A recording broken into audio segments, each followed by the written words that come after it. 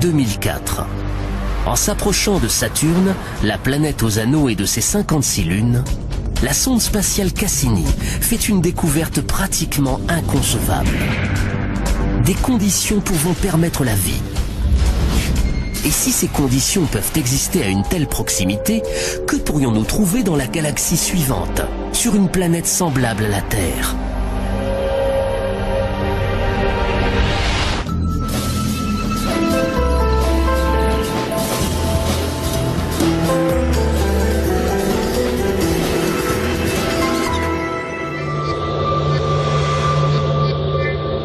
Depuis des millénaires, les humains regardent le ciel en se demandant s'ils sont seuls dans l'univers.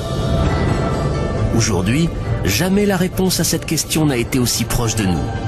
Certains scientifiques estiment que nous allons très prochainement rencontrer pour la première fois nos cousins extraterrestres. Au cours de la prochaine décennie, j'espère. Je suis prête à les rencontrer dès la semaine prochaine. Le plus tôt sera le mieux. De plus, nous pourrions découvrir ces extraterrestres non pas sur des planètes éloignées situées dans des galaxies inexplorées, mais tout près de nous, dans notre propre système solaire. Les chercheurs accumulent les preuves que E.T. se trouve quelque part par là et qu'il vit dans le plus dangereux des mondes. Notre safari va nous conduire dans 7 destinations différentes de notre système solaire, pour voir où ces créatures pourraient se trouver et à quoi elles pourraient ressembler.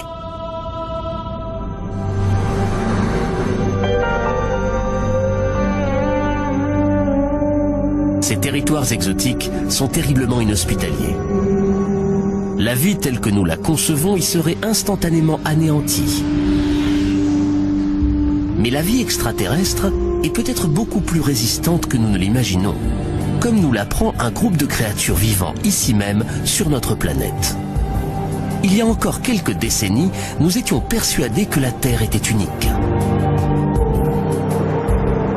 C'est pour autant que nous le sachions, la seule qui a permis l'évolution de plusieurs millions d'espèces, grâce à sa grande quantité de lumière solaire, d'eau chaude et à son atmosphère protectrice.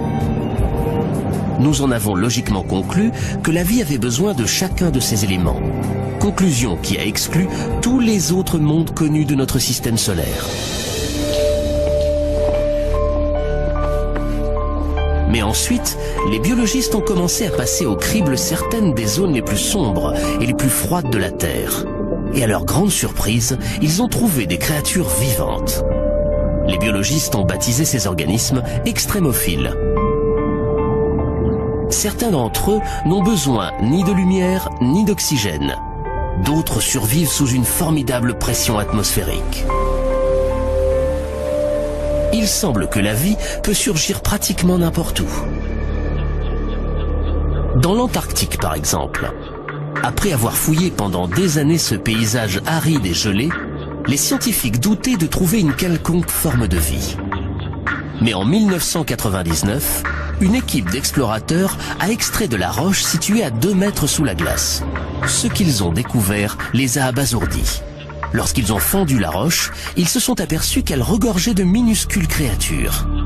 Ici, à une température de moins 66 degrés Celsius et à 2 mètres sous une couche de glace solide, la vie avait pris racine. Les biologistes ont découvert de plus en plus de formes de vie. Non pas des kangourous, mais des formes plus simples qui vivent à des températures extrêmement froides, ou bien très élevées, à de très hautes pressions atmosphériques, et même dans des lieux ayant un niveau très élevé de radiation. Il s'avère que la vie est capable d'exister sur notre propre planète, dans une variété d'environnements beaucoup plus grande que nous ne l'imaginions. Et si la vie peut survivre à des conditions extrêmes, non seulement chez nous, mais n'importe où dans notre système solaire, imaginez ce que cela peut signifier. À moins qu'il n'y ait quelque chose d'incroyablement miraculeux en ce qui concerne notre planète ou notre système solaire, la vie doit être très répandue. Elle doit être présente dans un très grand nombre de mondes. Et la vie intelligente doit être apparue dans certains d'entre eux.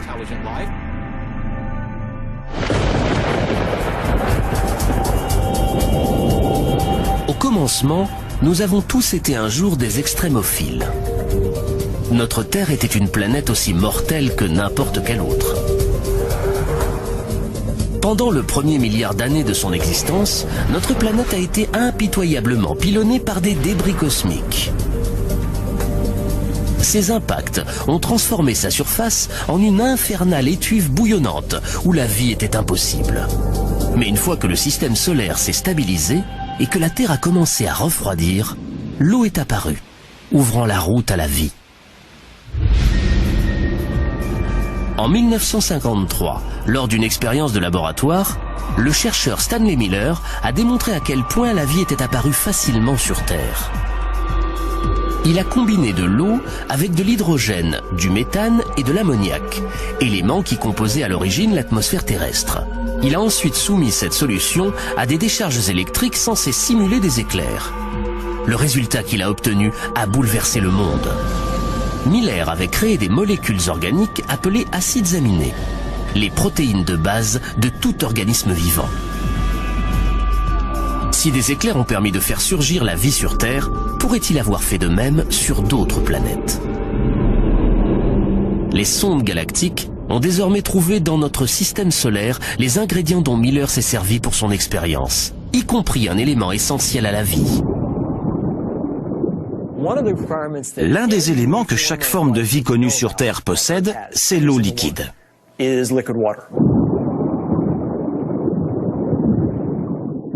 Nous avons utilisé les preuves de la présence d'eau liquide pour, en quelque sorte, guider nos recherches d'environnement habitable. Notre safari met le cap sur 7 mondes, certains pouvant être riches en eau et où les scientifiques estiment que des extraterrestres pourraient se dissimuler. Sachant que la vie aurait pu y débuter un peu comme n'importe quelle vie sur Terre, tout le monde se demande à quoi elle peut ressembler. Nous commençons par le monde qui a toujours séduit notre imagination. Une planète située à côté de la nôtre, Mars. De toutes les planètes sur lesquelles nous avons cherché des traces de vie, c'est celle que nous avons le plus étudiée. Le chercheur qui pourrait être le premier à apercevoir des Martiens, si on en trouve, est Steve Squyres, responsable à la NASA des recherches sur Mars. De toutes les planètes, Mars a toujours exercé une fascination particulière sur les êtres humains. Depuis très longtemps, nous en savons assez sur Mars pour penser que c'est probablement celle qui ressemble le plus à la Terre. C'est peut-être celle qui ressemble le plus à la Terre, avec une atmosphère et des saisons. Mais nous, les humains, nous ne survivrions pas longtemps sur Mars. Sa couche d'air est extrêmement fine, 1% de la couche d'air sur Terre au niveau de la mer. Et elle est située dans un très mauvais voisinage de notre système solaire, à proximité d'une ceinture d'astéroïdes. Son atmosphère est trop fragile pour la protéger. Sa surface est constamment bombardée par des astéroïdes. Des vents violents peuvent transformer le sol sableux de Mars en de violentes tempêtes qui maltraitent la totalité de la planète des semaines durant et engendrent des tornades de 8 km de haut. À l'équateur, la température à midi est de 0 degrés Celsius et chute jusqu'à -70 pendant la nuit. David Grinspoon est conservateur en astrobiologie au Musée de la Nature et de la Science de Denver. Selon lui, Mars serait plus chaude si elle n'était pas un avorton de planète. Lorsque je prends une tasse de café, je sais qu'un petit expresso va refroidir rapidement, tandis qu'une plus grande tasse de café va rester chaude plus longtemps. Les gros objets restent chauds plus longtemps, parce que leur intérieur est protégé du froid qui s'évite à l'extérieur. Il en va exactement de même pour les planètes. Une petite planète va se refroidir plus tôt dans son histoire, tandis qu'une planète plus grosse, telle que la Terre, va rester chaude pendant des milliards d'années, ce qui en fait un meilleur endroit où y chercher la vie. Malgré les inconvénients qu'elle présente, Mars a toujours fasciné les scientifiques. Parce que son terrain semble donner la preuve de pouvoir permettre la vie. Son paysage dynamique fait de montagnes, de volcans et de profonds ravins n'est pas différent de celui de notre Terre. Pour les premiers astronomes, cette topographie ressemble à des océans et à des fleuves. Et même à un système de canaux, censé non seulement permettre la vie, mais avoir été créé par elle. Aux États-Unis, Percival Lowell a observé ces choses et en a conclu que leur géométrie était tellement droite et régulière qu'elle ne pouvait qu'être le fruit d'une vie intelligente. Il avait raison.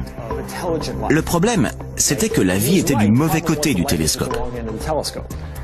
En voyant ces choses-là par l'oculaire d'un télescope, la combinaison œil-cerveau a commencé à mettre en relation des choses qui n'étaient pas vraiment là. Lowell n'était pas le seul. Certains scientifiques ont été choqués lorsque la sonde Viking 1 a retransmis cette image. S'agit-il d'un visage humain, sans doute réalisé par des Martiens à leur propre image? Notre safari nous permet de survoler la surface et nous pouvons constater que le paysage de la planète rouge est beaucoup plus quelconque. Nous ne verrons peut-être jamais de Martiens capables de construire des structures aussi monumentales, ce qui ne signifie pas pour autant qu'il n'y ait pas de vie sur Mars.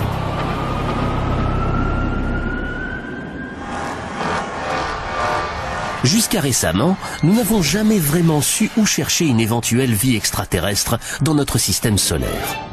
Mais nous avons toujours su à quoi devaient ressembler les extraterrestres, une fois que nous les aurions dénichés.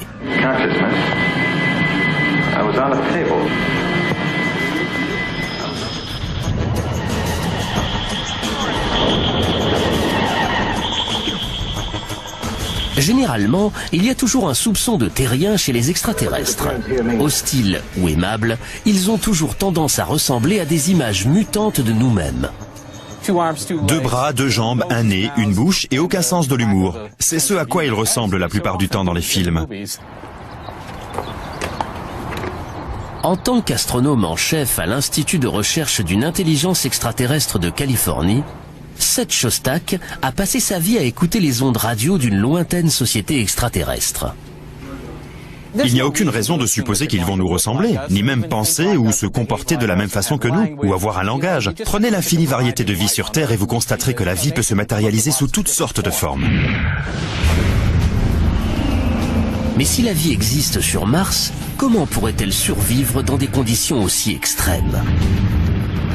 Depuis les années 60, les scientifiques ont envoyé des douzaines de sondes sur la planète rouge. Les premières images qui nous sont parvenues de son paysage désertique ont rapidement fait s'évanouir tout espoir d'y trouver des êtres intelligents. Mais ce que les chercheurs ont vu les a surpris. Bien qu'il n'y ait aucune preuve de canaux réalisés par des Martiens, des signes montrent qu'il y a dû avoir de l'eau sur Mars. Certains pensent que la planète rouge a peut-être été bleue un jour. Il suffit de remonter il y a 2, 3 ou 4 milliards d'années. Mars avait une atmosphère plus dense. Il y avait clairement de l'eau à sa surface. Peut-être a-t-elle engendré la vie. Et lorsque les choses se sont un peu dégradées, la vie a dû s'adapter.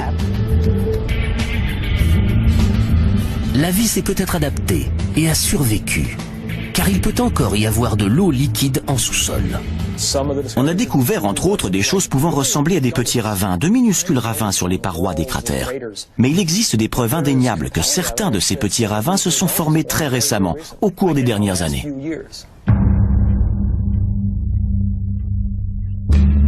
Mais sans eau en surface et avec des températures polaires et une atmosphère terriblement raréfiée, Mars est une planète sur laquelle une seule sorte de créature pourrait vivre, un extrémophile.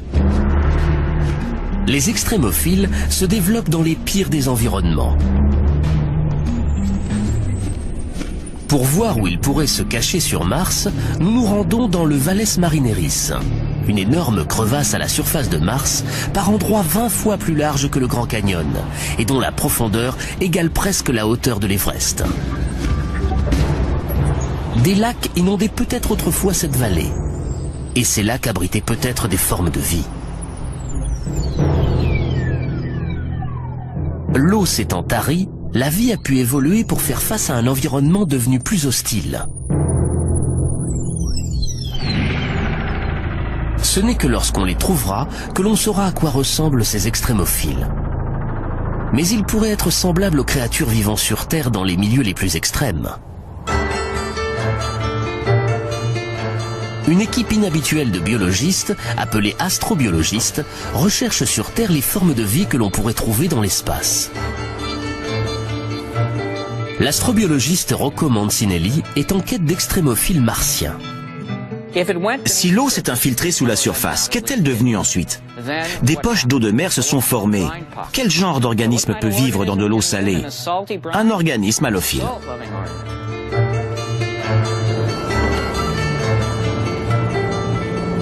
L'astrobiologiste Chris McKay pense connaître le genre de créatures halophiles qui pourraient survivre sur Mars. Des créatures très ressemblantes à celles qu'il a trouvées dans l'un des endroits les plus secs et les plus salés de notre planète. La vie sur Mars est confrontée au même défi fondamental que la vie dans la vallée de la mort, la sécheresse. Ce à quoi la vie a le plus de mal à s'adapter. Il y a des millénaires, un lac salé remplissait la vallée de la mort, tout comme des lacs remplissaient le Valles Marineris de Mars.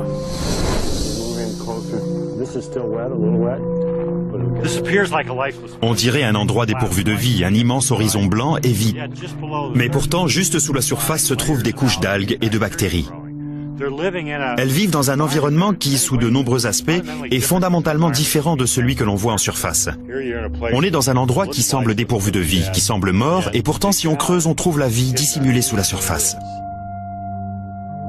Sous la croûte de sel se trouve une couche d'algues vertes vivaces qui survivent dans l'eau grâce à la lumière qui parvient à s'infiltrer. Les algues, à leur tour, nourrissent des micro-organismes halophiles. Les structures que l'on trouve sur Terre, dans les déserts, des lacs d'eau salée asséchés, sont les mêmes que l'on va trouver sur Mars. Les déserts salés ne sont pas les seuls endroits où la vie peut se dissimuler sur la planète rouge. Il y a aussi les formidables volcans de Mars, dont certains sont 5 à 6 fois plus grands que ceux de la Terre. L'astrobiologiste Penny Boston étudie les grottes, appelées tubes de lave, qui se sont formées une fois que la lave volcanique a disparu. Il y a encore peu de temps, nous estimions que de telles grottes étaient dépourvues de vie. La lumière du soleil n'y pénètre pas, ce qui signifie l'absence de photosynthèse. Mais Penny Boston a trouvé des preuves de vie extrêmes dans des tubes de lave situés à proximité d'Albuquerque, au Nouveau-Mexique. Nous savons qu'il y a sur Mars quantité de tubes de lave. Nous avons donc ici la possibilité de voir comment ils se sont formés, ainsi que les formes de vie qui les habitent.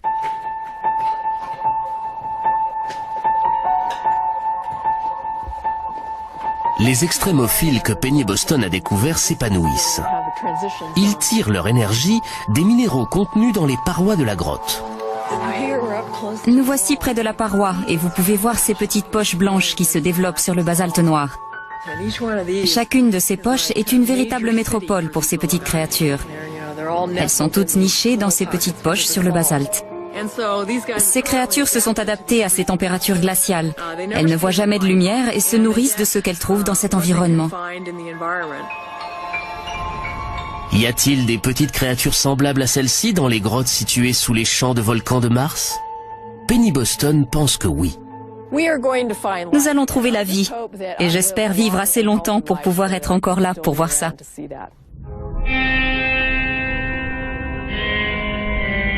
Nous pouvons déjà avoir un premier aperçu des Martiens, non pas en visitant leur planète, mais grâce à leur visite sur la nôtre. Il y a 16 millions d'années, un astéroïde s'est écrasé sur Mars, projetant une roche de près de 2 kilos dans l'espace. Étonnamment, cette roche a pris la direction de la Terre et est venue se poser dans l'Antarctique. À l'intérieur, David McKay et Everett Gibson, chercheurs à la NASA, ont eu la surprise de trouver des silhouettes de fossiles.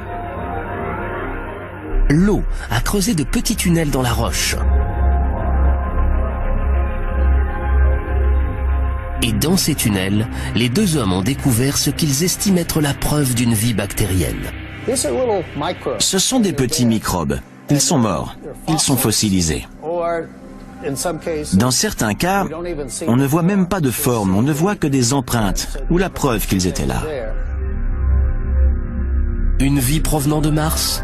Peut-être. Notre équipe est persuadée qu'il y a là une vie fossile. Nous n'avons pas encore pu le démontrer définitivement et de nombreuses personnes sont sceptiques. Mais nous rassemblons d'autres indices. Nous avons des composants chimiques et notre but est de convaincre les gens de la présence réelle d'une vie fossile.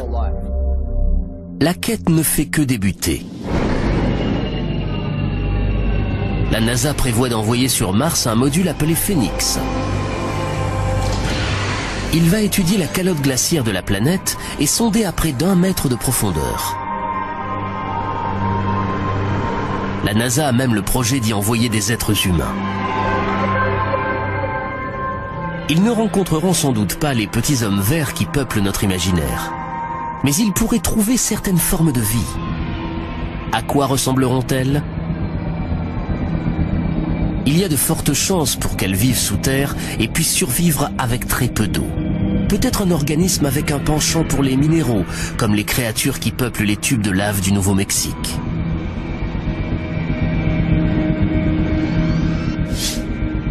Même la plus infime découverte aurait d'énormes implications et prouverait que la vie n'existe pas seulement sur Terre, mais aussi tout près de chez nous.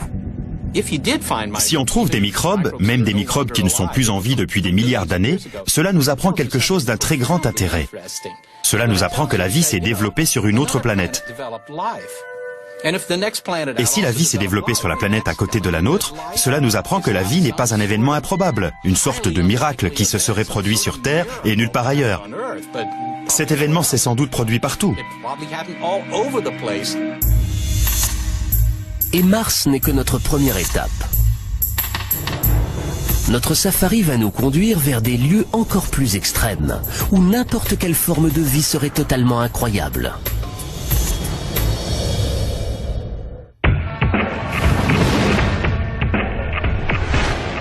Notre safari dans les coins du système solaire censé pouvoir abriter une forme de vie extraterrestre nous emmène maintenant au-delà de la ceinture d'astéroïdes, très loin de la planète Mars.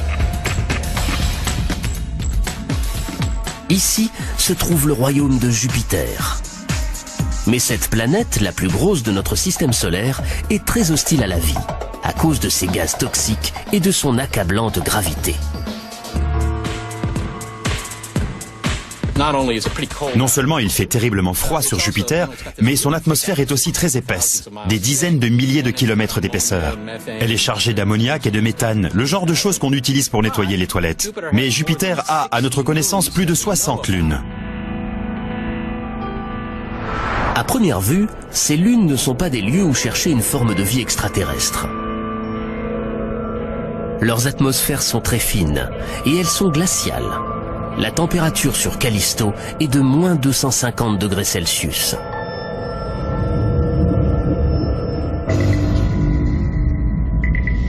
Les sondes Voyager et Galileo n'ont rien détecté d'autre que de la glace à la surface de ces lunes. À une seule et spectaculaire exception près, Io est l'une des lunes les plus proches de Jupiter.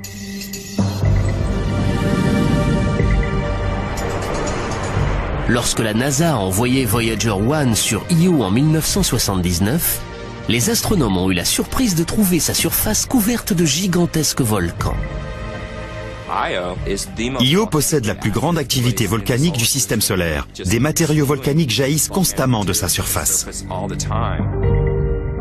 Qu'est-ce qui peut bien chauffer l'intérieur de cette lune glaciale?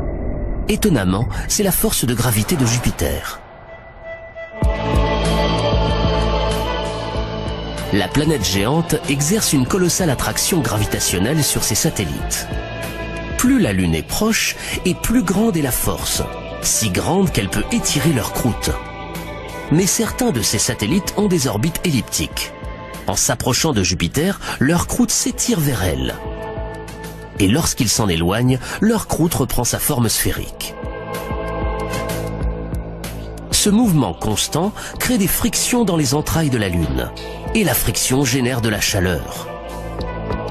Cela revient à frotter deux bâtons l'un contre l'autre pour faire du feu. L'attraction de Jupiter réchauffe Io de l'intérieur vers l'extérieur. Les gaz volcaniques et l'absence d'eau rendent Io hostile à la vie. Mais d'autres gros satellites de Jupiter sont plus éloignés. Suffisamment près pour que la gravité de Jupiter les réchauffe de l'intérieur, mais assez loin pour que leur surface demeure calme. 3 d'entre eux semblent particulièrement prometteurs comme éventuel habitat d'une vie extraterrestre. La lune la plus éloignée de la planète géante est Callisto.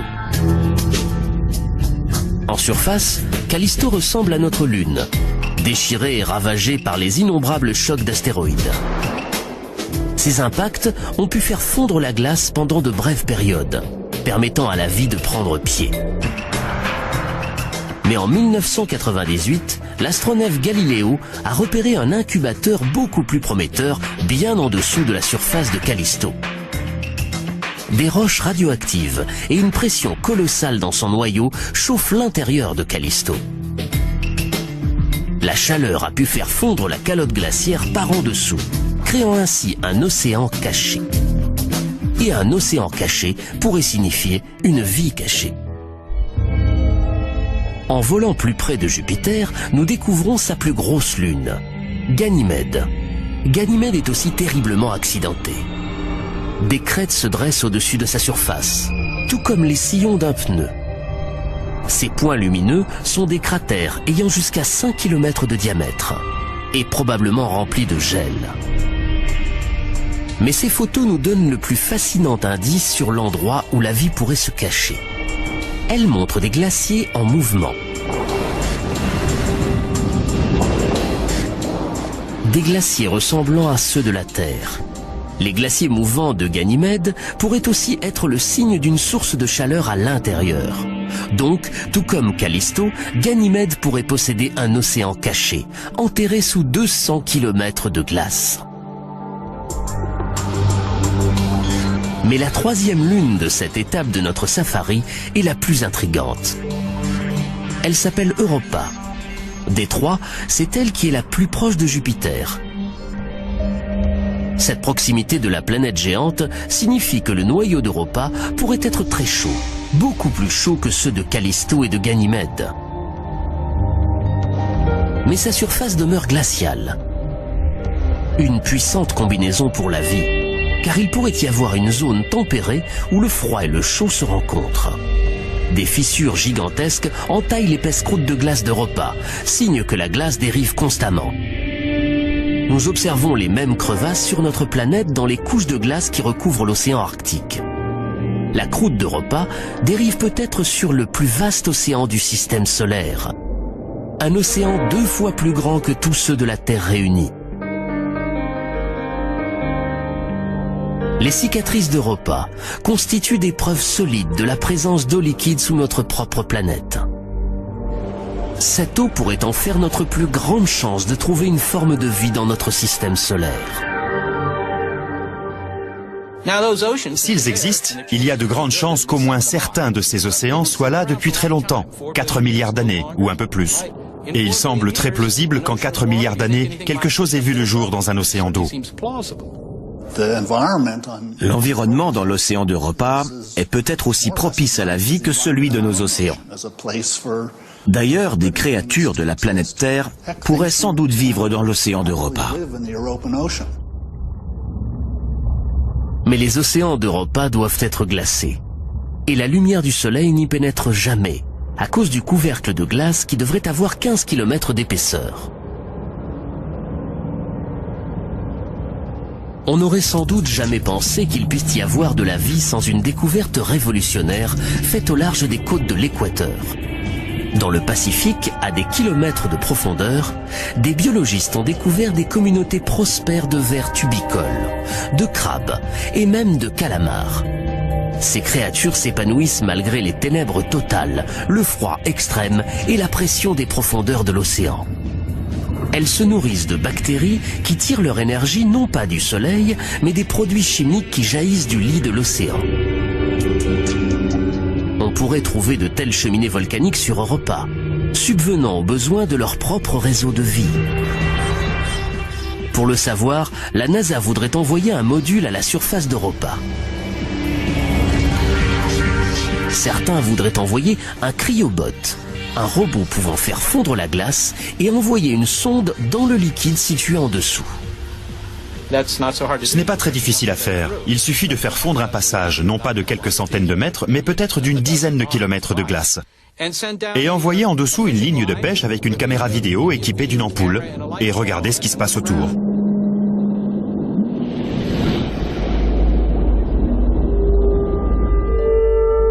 avec une telle quantité d'eau, on ne peut pas écarter la possibilité que des formes de vie très basiques aient évolué. On pourrait même trouver des créatures aussi évoluées que certaines de celles qui vivent chez nous. On trouverait probablement des microbes.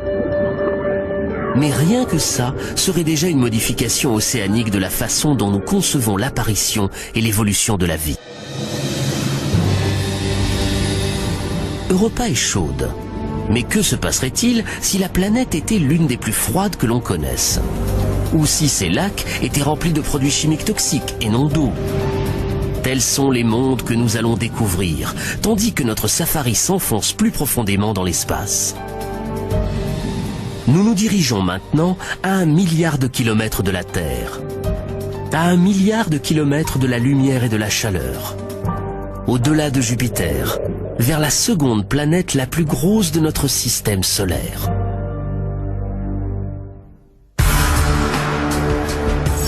Tandis que notre safari en quête de vie extraterrestre longe rapidement Saturne, la planète aux anneaux, nous apercevons les tourbillons de gaz qui agitent son atmosphère. Nous ressentons aussi la gravité de Saturne, plus faible que celle de Jupiter, mais néanmoins considérable. Nous poursuivons notre route. Nous n'avons pas la chance d'y trouver une quelconque forme de vie. Les anneaux de Saturne sont eux aussi terriblement inhospitaliers. Ils sont faits de roches et de blocs de glace, aussi petits qu'un grain de sucre ou aussi gros qu'une maison. Mais Saturne a de nombreuses lunes. Jusqu'à présent, nous en avons repéré 56. Notre safari se dirige tout d'abord vers l'une de ces lunes. Un minuscule satellite glacé appelé Encelade, dont le diamètre n'atteint pas 500 km. Ici, la gravité est très faible, une fraction de celle de la Terre. Et Encelade n'a pratiquement pas d'atmosphère. La Lune réfléchit dans l'espace presque toute la lumière du Soleil qui l'atteint, ce qui en fait l'objet le plus brillant de notre système solaire. Il y a encore très peu de temps, nous pensions qu'Encelade était trop froide pour permettre la vie. Il s'avère que nous avions tort. En 2005, après 7 ans de voyage, la sonde Cassini s'est approchée de la minuscule Lune et a détecté quelque chose qui a abasourdi Caroline Porco, le principal chercheur de la mission. Voilà la photo qui a attiré notre attention, qui nous a coupé le souffle. Ce que vous voyez sont les jets d'eau d'un geyser. La vapeur et l'eau chaude du geyser heurtent le vide glacé de l'espace et explosent en un jet de glace. L'absence presque totale d'atmosphère ne pouvant le retenir, le nuage de glace peut devenir aussi gros que la Lune elle-même. Caroline Porco n'a jamais rien vu de tel ailleurs. C'est un peu le rêve de tout explorateur planétaire de tomber sur un corps céleste tel qu'Encelade. Ces jets, ces fontaines si vous préférez, crachent de la vapeur et de la neige glacée à des centaines de kilomètres au-dessus du pôle sud d'Encelade. Une seule conclusion s'impose. Le noyau de la minuscule et glaciale Encelade est chaud. Tout comme celle de Jupiter, la formidable force de gravitation de Saturne s'exerce sur ses satellites, créant des frictions et de la chaleur en leur sein. Ce qui semble pour l'instant une conclusion inévitable, c'est qu'il doit y avoir de l'eau liquide dans les entrailles d'Encelade, car c'est chaud. La seule façon dont nous pouvons expliquer la chaleur, sans parler des jets, nous indique que les températures doivent être suffisamment élevées pour liquéfier l'eau. De la chaleur, de l'eau liquide. Même aux confins de notre système solaire, on peut trouver les éléments fondamentaux de la vie. Quel genre de créature pourrait vivre dans les eaux brûlantes d'un geyser? Grâce aux sources chaudes de la Terre, on en a une petite idée. À une époque, nous estimions qu'il n'y avait pas la moindre vie dans les fontaines bouillantes du parc national de Yellowstone. Mais un jour, des chercheurs ont découvert des microbes dans ces eaux.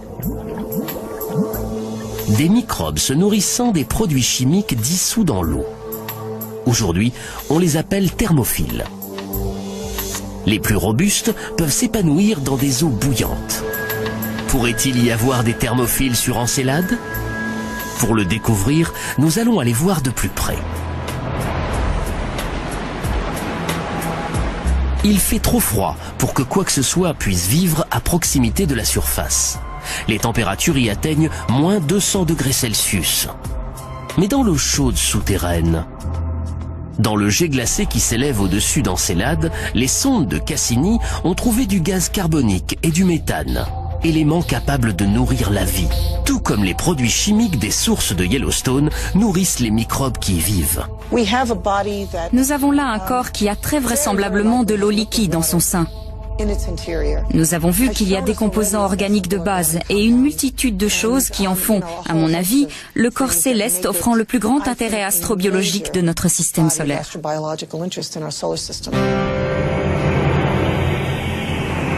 Si Encelade a été une révélation, les astronomes ont été surpris par une autre lune de Saturne, Titan, qui est sans doute la moins propice à la vie.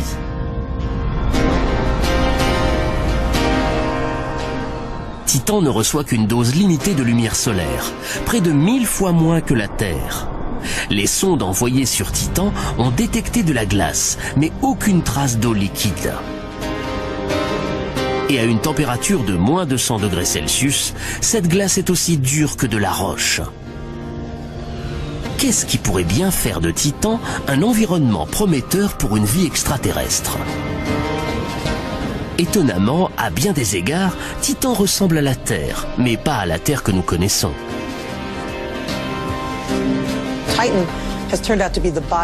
Titan s'est avéré être le corps céleste fantastique du système de Saturne que nous avons longtemps suspecté d'avoir un environnement en surface.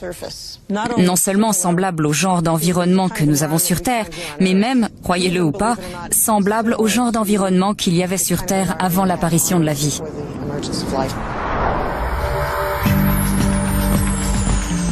Titan a tellement intrigué l'équipe de Caroline Porco qu'en 2005, ils y ont envoyé Cassini pour y larguer une sonde.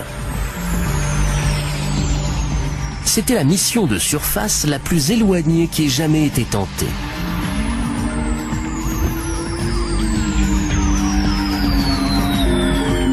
La sonde n'a vu que des crêtes et des plaines, mais un second passage de Cassini a repéré une côte. Soudain, des milliers de lacs sont apparus, dont l'un au moins est plus grand que les grands lacs d'Amérique du Nord.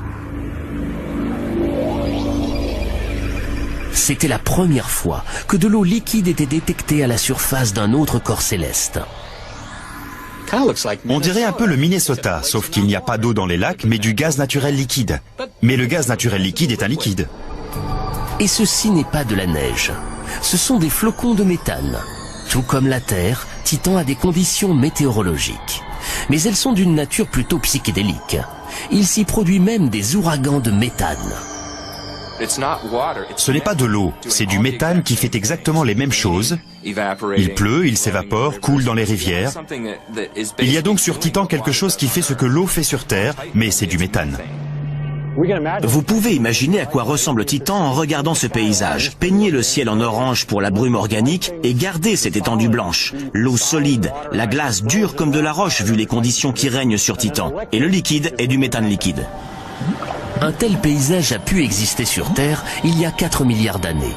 C'est pourquoi les scientifiques estiment que Titan pourrait aussi constituer un incubateur pour la vie. Des réactions chimiques se produisent à des températures aussi froides. Elles sont très lentes, mais Titan a eu 4 milliards d'années pour en produire. Et pendant cette période, peut-être que quelque chose a été conçu. Il aurait fallu que cette chose soit conçue sans eau liquide, ce qu'on n'a encore jamais vu. Mais les scientifiques n'excluent pas cette possibilité. Le substitut aurait pu être le méthane, qui est si abondant sur Titan. Utilisé comme carburant, le méthane a longtemps été considéré comme un poison pour toute forme de vie. Mais en 1997, des chercheurs ont examiné des monticules de glace de méthane dans le golfe du Mexique. Et ils ont eu la surprise de découvrir au milieu de la glace des colonies de vers de 2,5 cm de long, semblables à des mille-pattes. Ils estiment que les vers peuvent se nourrir de bactéries, se nourrissant elles-mêmes de méthane. En général, certaines choses que nous considérons comme étant mortelles peuvent être potentiellement le contraire. Si on peut concevoir un schéma d'évolution capable d'utiliser cette énergie au lieu d'être détruit par elle, alors elle peut être source de vie. il pourrait y avoir un autre obstacle à la vie à la surface de Titan. N'étant protégés que par un faible champ magnétique, les organismes vivants en surface pourraient être exposés aux radiations cosmiques. Mais ça pourrait ne pas être un problème pour un extrémophile, ainsi que nous avons pu le constater sur Terre. Des biologistes ont découvert quantité de formes de vie aux abords du réacteur nucléaire contaminé de Tchernobyl. Certaines d'entre elles nageant dans des écoulements toxiques radioactifs et se nourrissant des molécules en décomposition. Il est possible que les formes de vie sur Titan puissent faire de même. Pour trouver de la vie sur Titan, nous devrons peut-être plonger dans des lacs de méthane, dans lesquels nous pourrions découvrir des bactéries chimiotropes. Nous pourrions même trouver sur ces couches de glace des microbes résistants aux radiations, semblables à ceux qui vivent à Tchernobyl. Des organismes se nourrissant de méthane devraient émettre de la chaleur et faire fondre la glace, créant ainsi une autre source de subsistance. Cela ne fait aucun doute. La vie sur Titan serait un drôle de cocktail. Mais nous devons encore visiter le monde le plus bizarre dans lequel les scientifiques estiment que la vie pourrait exister. Et il est beaucoup plus proche de chez nous. Notre safari dans les mondes les plus censés pouvoir abriter une vie extraterrestre nous a emmenés très loin. Nous avons visité des déserts glacés, des océans submergés et des lacs de méthane.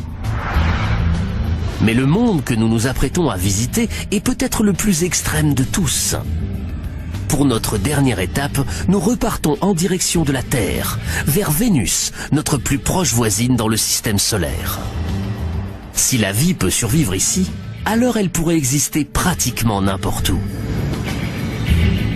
Pour atteindre la surface de Vénus, nous allons devoir traverser une dense couche de nuages jaunes de 65 km d'épaisseur et dont la composition est semblable à celle de l'acide des batteries. L'atmosphère est ici 90 fois plus lourde que sur Terre, trop lourde pour qu'un être humain puisse la supporter. Le sol est recouvert de volcans éteints et de coulées de lave à perte de vue. Ils occupent 85% de la surface de la planète. Il est difficile d'imaginer qu'un jour, Vénus a eu de vastes océans. Il s'est produit une sorte d'effet de serre débridé. La chaleur s'est mise à s'élever, les océans ont commencé à s'évaporer et l'air s'est rempli de vapeur d'eau. La vapeur d'eau est un puissant gaz de serre et la machine s'est emballée. Les océans se sont mis à bouillir et le CO2 s'est retrouvé dans l'atmosphère. C'est pourquoi nous avons aujourd'hui cette planète serre terriblement chaude. Avec des températures avoisinant 460 degrés Celsius, Vénus est encore plus chaude que Mercure, la planète la plus proche du Soleil. Ce qui n'en fait pas une surface hospitalière pour la vie. La vie telle que nous la connaissons ne peut pas exister sur Vénus, parce que les molécules organiques seraient déchiquetées par les gaz chauds. Mais nous avons fait halte ici, non pas à cause de ce qui se trouve sur le sol, mais de ce qu'il y a dans l'air. En 1982, la sonde soviétique Venera 14 a visité Vénus. Dans les nuages à 50 km d'altitude, elle a détecté des températures beaucoup plus fraîches qu'à la surface.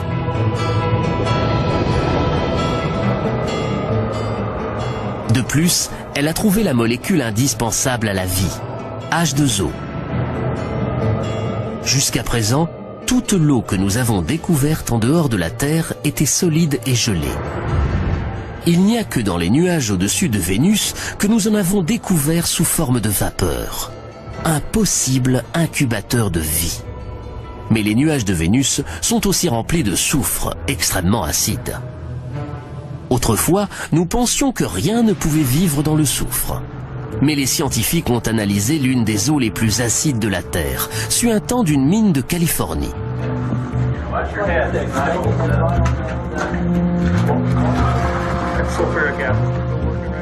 Dans de l'acide sulfurique, capable d'éroder le métal, brûler les vêtements et dissoudre les chairs humaines, ils ont découvert de la vie.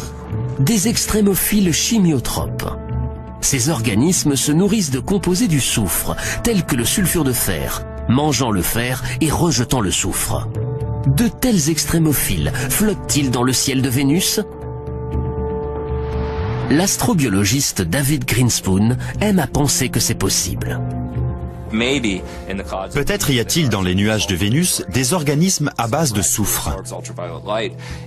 Le soufre absorbe les rayons ultraviolets d'une manière intéressante. Et j'imagine qu'il peut se produire une sorte de photosynthèse, au cours de laquelle les ultraviolets sont utilisés pour modifier le soufre en source d'énergie qui est ensuite ingérée.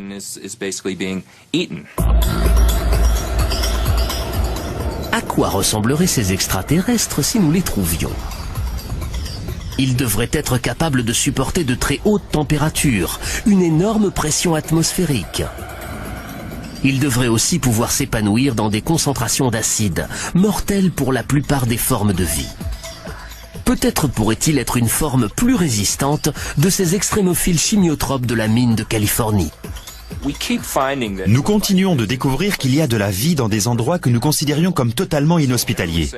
Alors quand on dit c'est impossible, il ne peut pas y avoir de vie dans les nuages de Vénus, il faut être très prudent car ce n'est peut-être que le reflet de notre propre ignorance et des limites de notre imagination, et non pas des limites de la créativité fondamentale de la nature, qui apparemment trouve des solutions à tous ces problèmes.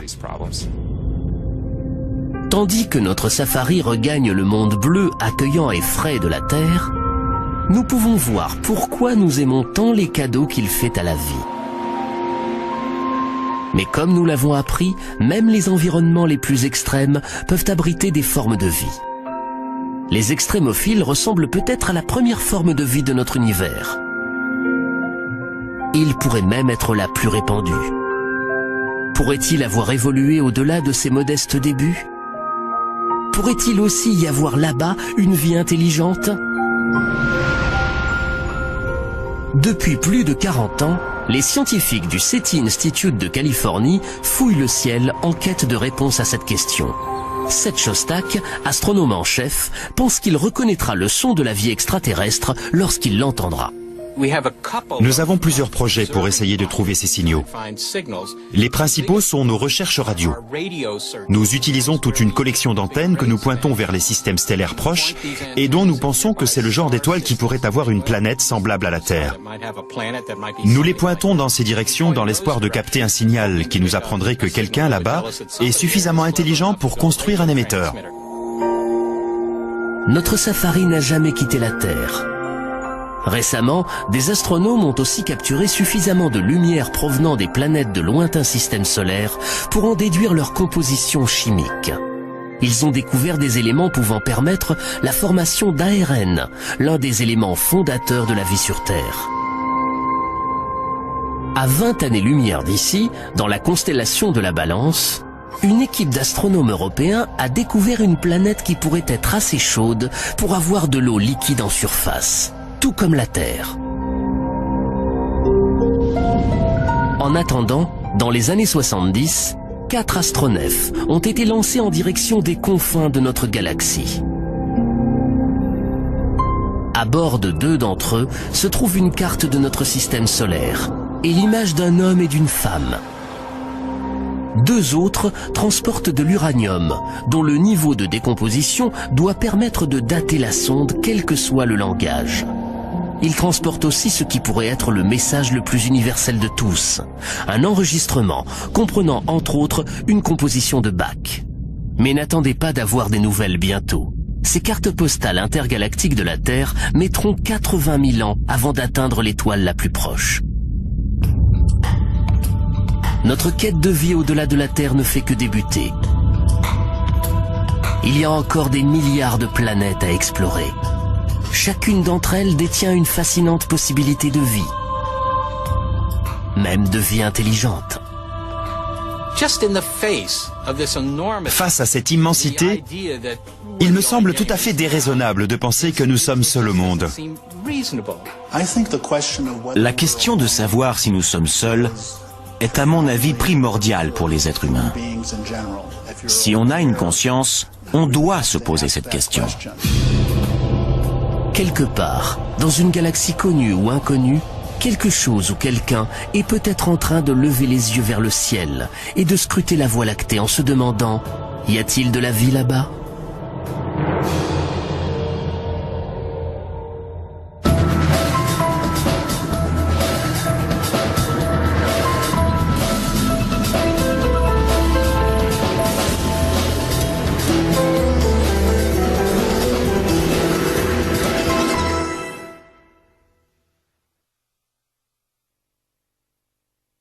importons de planètes. Lorsque je prends une tasse de café, je sais qu'un petit expresso va refroidir rapidement, tandis qu'une plus grande tasse de café va rester chaude plus longtemps. Les gros objets restent chauds plus longtemps, parce que leur intérieur est protégé du froid qui s'évite à l'extérieur. Il en va exactement de même pour les planètes. Une petite planète va se refroidir plus tôt dans son histoire, tandis qu'une planète plus grosse, telle que la Terre, va rester chaude pendant des milliards d'années, ce qui en fait un meilleur endroit où y chercher la vie. Malgré les inconvénients qu'elle présente, Mars a toujours fasciné les scientifiques. Parce que son terrain semble donner la preuve de pouvoir permettre la vie. Son paysage dynamique fait de montagnes, de volcans et de profonds ravins n'est pas différent de celui de notre Terre. Pour les premiers astronomes, cette topographie ressemble à des océans et à des fleuves. Et même à un système de canaux, censé non seulement permettre la vie, mais avoir été créé par elle. Aux États-Unis, Percival Lowell a observé ces choses et en a conclu que leur géométrie était tellement droite et régulière qu'elle ne pouvait qu'être le fruit d'une vie intelligente. Il avait raison. Le problème, c'était que la vie était du mauvais côté du télescope. En voyant ces choses-là par l'oculaire d'un télescope, la combinaison œil-cerveau a commencé à mettre en relation des choses qui n'étaient pas vraiment là.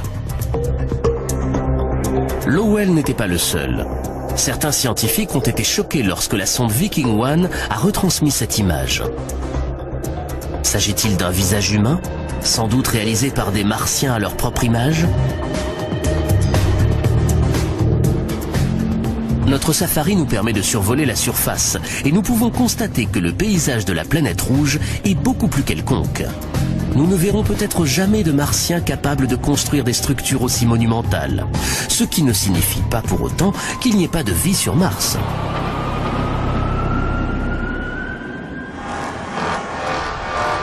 Jusqu'à récemment, nous n'avons jamais vraiment su où chercher une éventuelle vie extraterrestre dans notre système solaire. Mais nous avons toujours su à quoi devaient ressembler les extraterrestres, une fois que nous les aurions dénichés.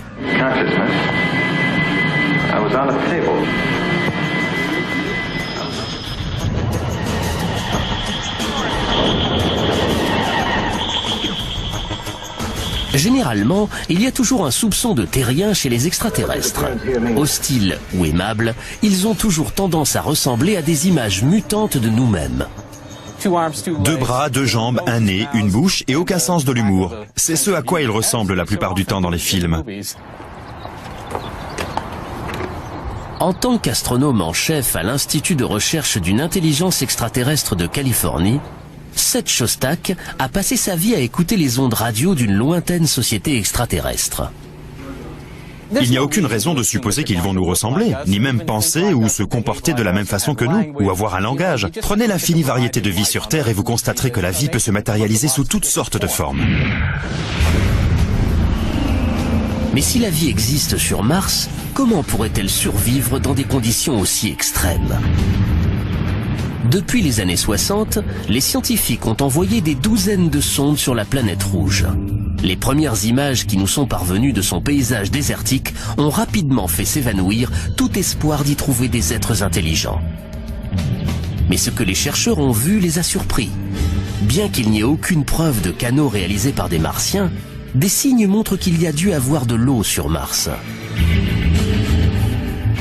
Certains pensent que la planète rouge a peut-être été bleue un jour. Il suffit de remonter il y a 2, 3 ou 4 milliards d'années. Mars avait une atmosphère plus dense. Il y avait clairement de l'eau à sa surface. Peut-être a-t-elle engendré la vie. Et lorsque les choses se sont un peu dégradées, la vie a dû s'adapter. La vie s'est peut-être adaptée et a survécu, car il peut encore y avoir de l'eau liquide en sous-sol. On a découvert, entre autres, des minéraux contenus dans les parois de la grotte. Nous voici près de la paroi et vous pouvez voir ces petites poches blanches qui se développent sur le basalte noir. Chacune de ces poches est une véritable métropole pour ces petites créatures. Elles sont toutes nichées dans ces petites poches sur le basalte. Ces créatures se sont adaptées à ces températures glaciales. Elles ne voient jamais de lumière et se nourrissent de ce qu'elles trouvent dans cet environnement. Y a-t-il des petites créatures semblables à celles-ci dans les grottes situées sous les champs de volcans de Mars? Penny Boston pense que oui.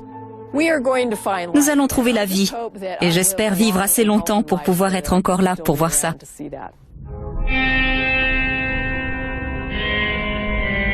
Nous pouvons déjà avoir un premier aperçu des Martiens, non pas en visitant leur planète, mais grâce à leur visite sur la nôtre. Il y a 16 millions d'années, un astéroïde s'est écrasé sur Mars, projetant une roche de près de 2 kilos dans l'espace. Étonnamment, cette roche a pris la direction de la Terre et est venue se poser dans l'Antarctique. À l'intérieur, David McKay et Everett Gibson, chercheurs à la NASA, ont eu la surprise de trouver des silhouettes de fossiles. L'eau a creusé de petits tunnels dans la roche. Et dans ces tunnels, les deux hommes ont découvert ce qu'ils estiment être la preuve d'une vie bactérienne. Ce sont des petits microbes. Ils sont morts. Ils sont fossilisés. Dans certains cas, on ne voit même pas de forme, on ne voit que des empreintes ou la preuve qu'ils étaient là. Une vie provenant de Mars? Peut-être. Notre équipe est persuadée qu'il y a là une vie fossile. Nous n'avons pas encore pu le démontrer définitivement et de nombreuses personnes sont sceptiques. Mais nous rassemblons d'autres indices. Nous avons des composants chimiques et notre but est de convaincre les gens de la présence réelle d'une vie fossile. La quête ne fait que débuter. La NASA prévoit d'envoyer sur Mars un module appelé Phoenix. Il va étudier la calotte glaciaire de la planète et sonder à près d'1 mètre de profondeur. La NASA a même le projet d'y envoyer des êtres humains.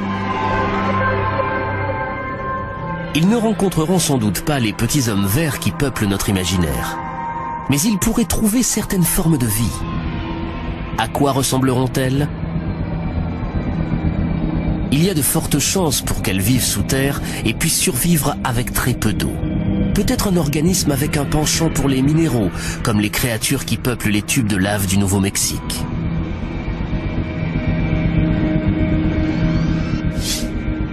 Même la plus infime découverte aurait d'énormes implications et prouverait que la vie n'existe pas seulement sur Terre, mais aussi tout près de chez nous.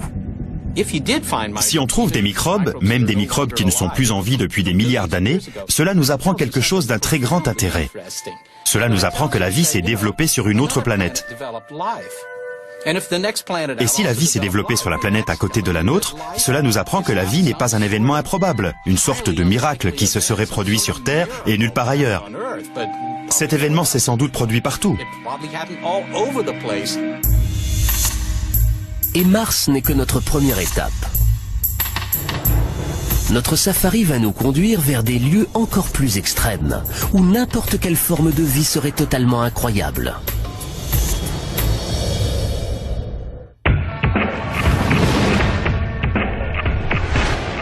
Notre safari dans les coins du système solaire censé pouvoir abriter une forme de vie extraterrestre nous emmène maintenant au-delà de la ceinture d'astéroïdes, très loin de la planète Mars. Ici se trouve le royaume de Jupiter. Mais cette planète, la plus grosse de notre système solaire, est très hostile à la... 2004. En s'approchant de Saturne, la planète aux anneaux et de ses 56 lunes, la sonde spatiale Cassini fait une découverte pratiquement inconcevable. Des conditions pouvant permettre la vie.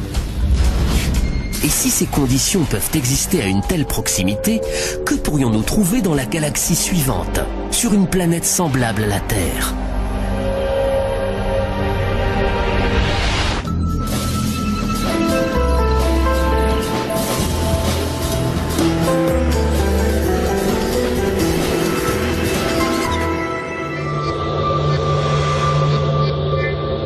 Depuis des millénaires, les humains regardent le ciel en se demandant s'ils sont seuls dans l'univers. Aujourd'hui, jamais la réponse à cette question n'a été aussi proche de nous. Certains scientifiques estiment que nous allons très prochainement rencontrer pour la première fois nos cousins extraterrestres. Au cours de la prochaine décennie, j'espère. Je suis prête à les rencontrer dès la semaine prochaine. Le plus tôt sera le mieux. De De plus, nous pourrions découvrir ces extraterrestres non pas sur des planètes éloignées situées dans des galaxies inexplorées, mais tout près de nous, dans notre propre système solaire. Les chercheurs accumulent les preuves que E.T. se trouve quelque part par là et qu'il vit dans le plus dangereux des mondes. Notre safari va nous conduire dans 7 destinations différentes de notre système solaire pour voir où ces créatures pourraient se trouver et à quoi elles pourraient ressembler.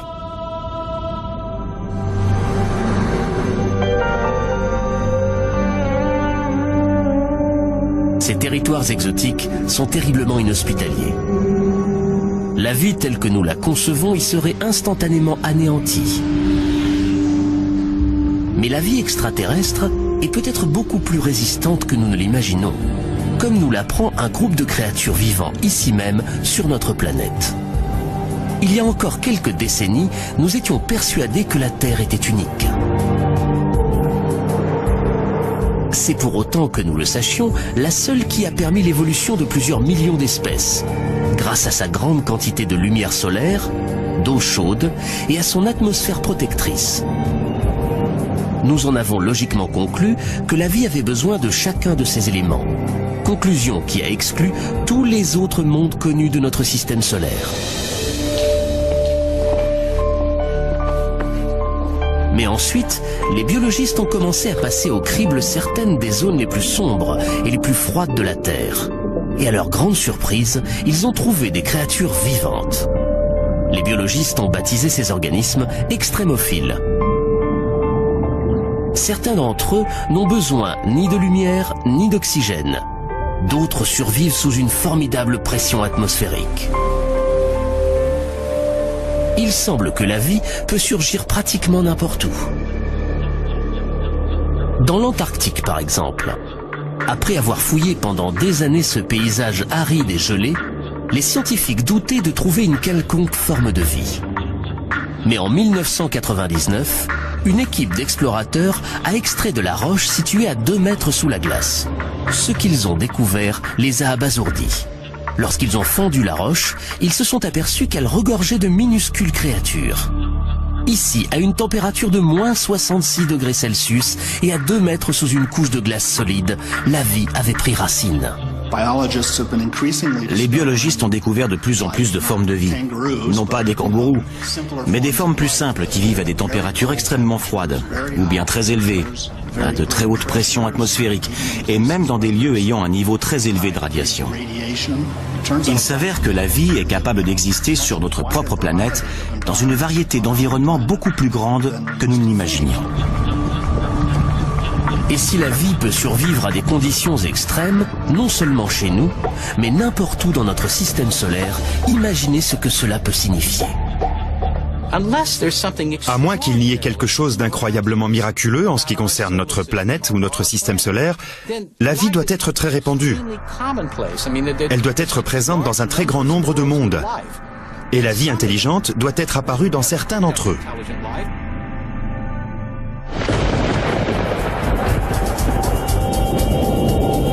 Au commencement, nous avons tous été un jour des extrémophiles. Notre Terre était une planète aussi mortelle que n'importe quelle autre. Pendant le premier milliard d'années de son existence, notre planète a été impitoyablement pilonnée par des débris cosmiques. Ces impacts ont transformé sa surface en une infernale étuve bouillonnante où la vie était impossible. Mais une fois que le système solaire s'est stabilisé et que la Terre a commencé à refroidir, l'eau est apparue, ouvrant la route à la vie. En 1953, lors d'une expérience de laboratoire, le chercheur Stanley Miller a démontré à quel point la vie était apparue facilement sur Terre. Il a combiné de l'eau avec de l'hydrogène, du méthane et de l'ammoniac, éléments qui composaient à l'origine l'atmosphère terrestre. Il a ensuite soumis cette solution à des décharges électriques censées simuler des éclairs. Le résultat qu'il a obtenu a bouleversé le monde. Miller avait créé des molécules organiques appelées acides aminés, les protéines de base de tout organisme vivant. Si des éclairs ont permis de faire surgir la vie sur Terre, pourrait-il avoir fait de même sur d'autres planètes ? Les sondes galactiques ont désormais trouvé dans notre système solaire les ingrédients dont Miller s'est servi pour son expérience, y compris un élément essentiel à la vie. L'un des éléments que chaque forme de vie connue sur Terre possède, c'est l'eau liquide.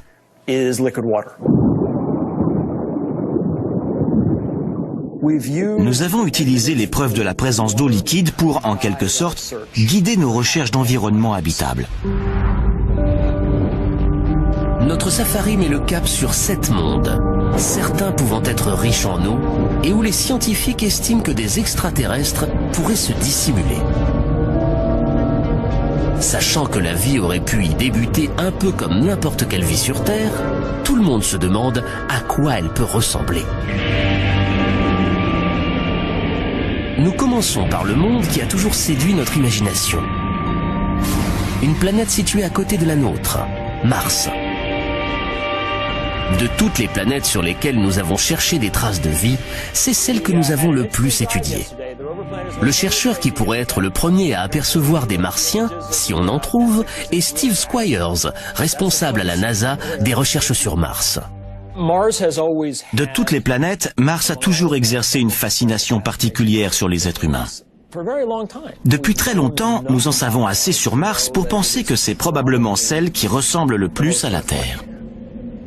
C'est peut-être celle qui ressemble le plus à la Terre, avec une atmosphère et des saisons. Mais nous, les humains, nous ne survivrions pas longtemps sur Mars. Sa couche d'air est extrêmement fine, 1% de la couche d'air sur Terre au niveau de la mer. Et elle est située dans un très mauvais voisinage de notre système solaire, à proximité d'une ceinture d'astéroïdes. Son atmosphère est trop fragile pour la protéger. Sa surface est constamment bombardée par des astéroïdes. Des vents violents peuvent transformer le sol sableux de Mars en de violentes tempêtes qui maltraitent la totalité de la planète des semaines durant et engendrent des tornades de 8 km de haut. À l'équateur, la température à midi est de 0 degrés Celsius et chute jusqu'à -70 pendant la nuit. David Grinspoon est conservateur en astrobiologie au Musée de la Nature et de la Science de Denver. Selon lui, Mars serait plus chaude si elle n'était pas un Des choses pouvant ressembler à des petits ravins, de minuscules ravins sur les parois des cratères. Mais il existe des preuves indéniables que certains de ces petits ravins se sont formés très récemment, au cours des dernières années.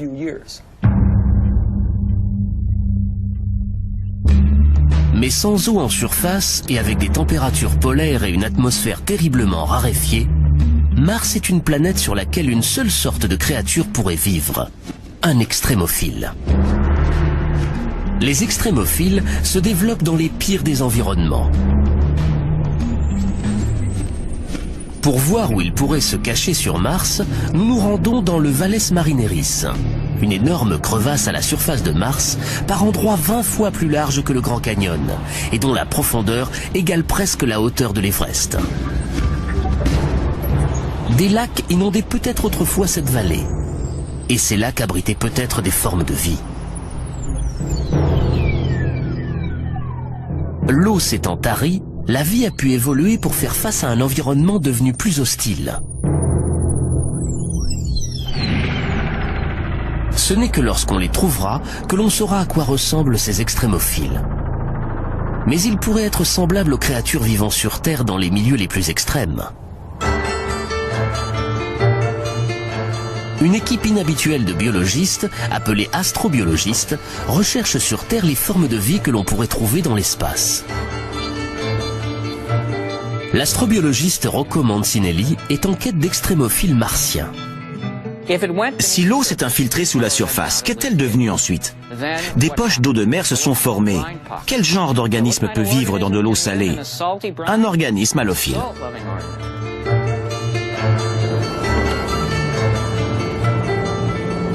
L'astrobiologiste Chris McKay pense connaître le genre de créatures halophiles qui pourraient survivre sur Mars. Des créatures très ressemblantes à celles qu'il a trouvées dans l'un des endroits les plus secs et les plus salés de notre planète. La vie sur Mars est confrontée au même défi fondamental que la vie dans la vallée de la mort, la sécheresse. Ce à quoi la vie a le plus de mal à s'adapter. Il y a des millénaires, un lac salé remplissait la vallée de la mort, tout comme des lacs remplissaient le Valles Marineris de Mars.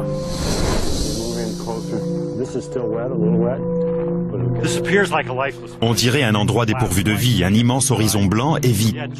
Mais pourtant, juste sous la surface se trouvent des couches d'algues et de bactéries. Elles vivent dans un environnement qui, sous de nombreux aspects, est fondamentalement différent de celui que l'on voit en surface. On est dans un endroit qui semble dépourvu de vie, qui semble mort, et pourtant si on creuse, on trouve la vie dissimulée sous la surface. Sous la croûte de sel se trouve une couche d'algues vertes vivaces qui survivent dans l'eau grâce à la lumière qui parvient à s'infiltrer. Les algues, à leur tour, nourrissent des micro-organismes halophiles. Les structures que l'on trouve sur Terre, dans les déserts, des lacs d'eau salée asséchés, sont les mêmes que l'on va trouver sur Mars. Les déserts salés ne sont pas les seuls endroits où la vie peut se dissimuler sur la planète rouge. Il y a aussi les formidables volcans de Mars, dont certains sont 5 à 6 fois plus grands que ceux de la Terre. L'astrobiologiste Penny Boston étudie les grottes, appelées tubes de lave, qui se sont formées une fois que la lave volcanique a disparu.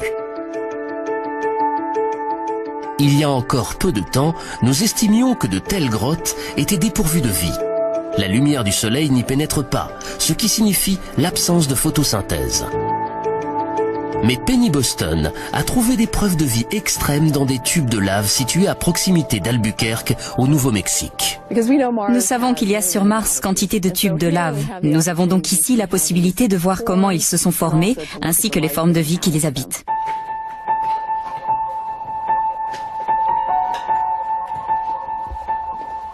Les extrémophiles que Penny Boston a découverts s'épanouissent. Ils tirent leur énergie. Notre safari dans les coins du système solaire censé pouvoir abriter une forme de vie extraterrestre nous emmène maintenant au-delà de la ceinture d'astéroïdes, très loin de la planète Mars. Ici se trouve le royaume de Jupiter. Mais cette planète, la plus grosse de notre système solaire, est très hostile à la vie, à cause de ses gaz toxiques et de son accablante gravité. Non seulement il fait terriblement froid sur Jupiter, mais son atmosphère est aussi très épaisse, des dizaines de milliers de kilomètres d'épaisseur. Elle est chargée d'ammoniac et de méthane, le genre de choses qu'on utilise pour nettoyer les toilettes. Mais Jupiter a, à notre connaissance, plus de 60 lunes. À première vue, ces lunes ne sont pas des lieux où chercher une forme de vie extraterrestre. Leurs atmosphères sont très fines et elles sont glaciales. La température sur Callisto est de moins 250 degrés Celsius.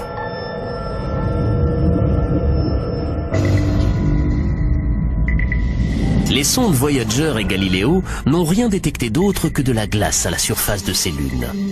À une seule et spectaculaire exception près, Io est l'une des lunes les plus proches de Jupiter.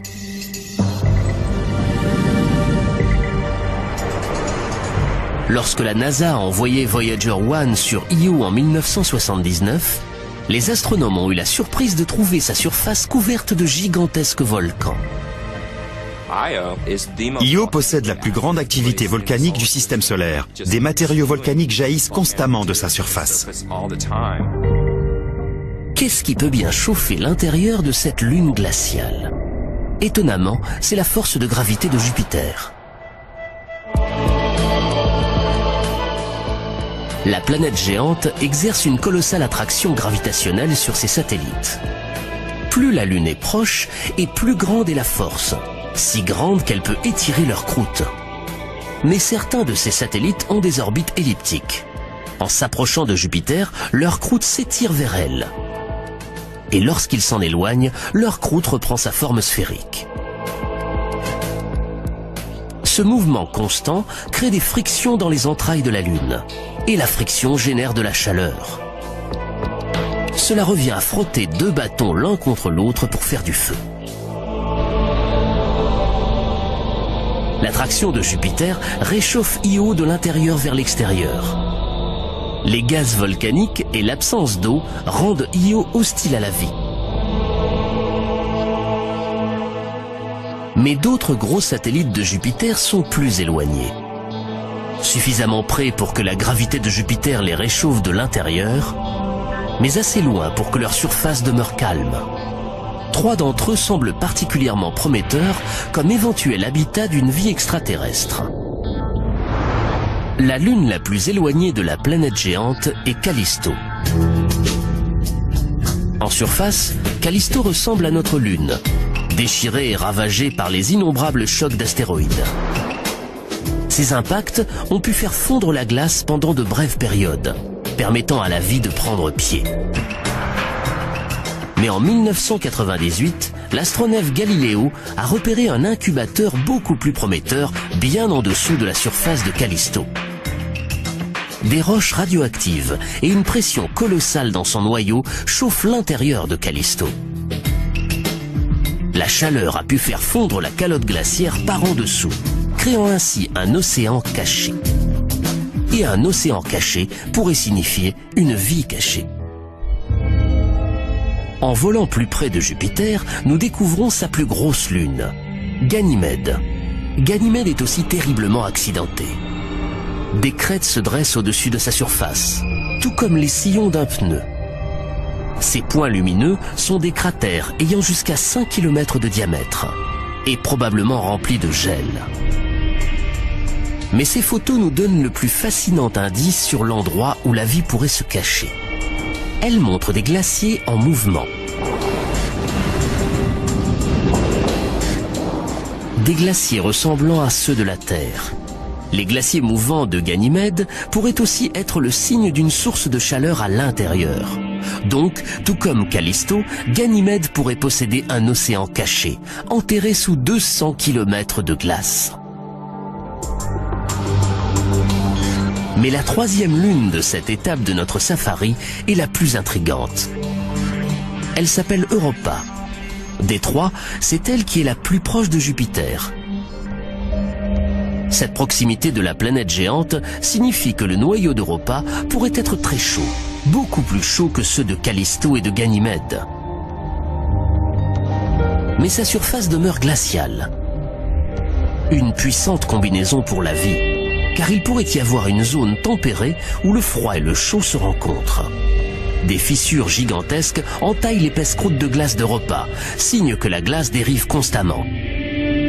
Nous observons les mêmes crevasses sur notre planète dans les couches de glace qui recouvrent l'océan Arctique. La croûte d'Europa dérive peut-être sur le plus vaste océan du système solaire. Un océan 2 fois plus grand que tous ceux de la Terre réunis. Les cicatrices d'Europa constituent des preuves solides de la présence d'eau liquide sous notre propre planète. Cette eau pourrait en faire notre plus grande chance de trouver une forme de vie dans notre système solaire. S'ils existent, il y a de grandes chances qu'au moins certains de ces océans soient là depuis très longtemps, 4 milliards d'années ou un peu plus. Et il semble très plausible qu'en 4 milliards d'années, quelque chose ait vu le jour dans un océan d'eau. L'environnement dans l'océan d'Europa est peut-être aussi propice à la vie que celui de nos océans. D'ailleurs, des créatures de la planète Terre pourraient sans doute vivre dans l'océan d'Europa. Mais les océans d'Europa doivent être glacés. Et la lumière du soleil n'y pénètre jamais, à cause du couvercle de glace qui devrait avoir 15 km d'épaisseur. On n'aurait sans doute jamais pensé qu'il puisse y avoir de la vie sans une découverte révolutionnaire faite au large des côtes de l'équateur. Dans le Pacifique, à des kilomètres de profondeur, des biologistes ont découvert des communautés prospères de vers tubicoles, de crabes que l'on saura à quoi ressemblent ces extrémophiles.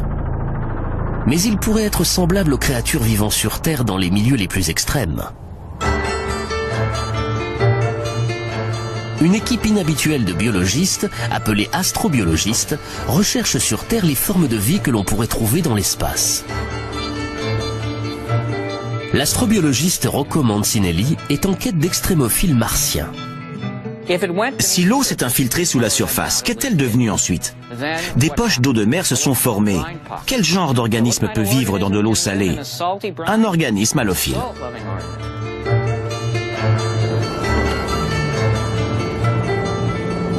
L'astrobiologiste Chris McKay pense connaître le genre de créatures halophiles qui pourraient survivre sur Mars.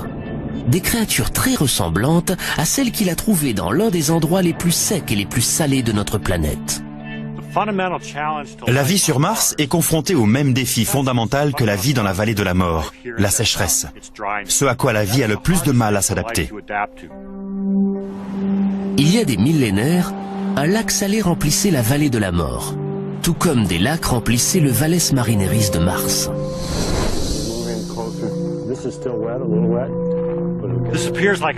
On dirait un endroit dépourvu de vie, un immense horizon blanc et vide. Mais pourtant, juste sous la surface se trouvent des couches d'algues et de bactéries.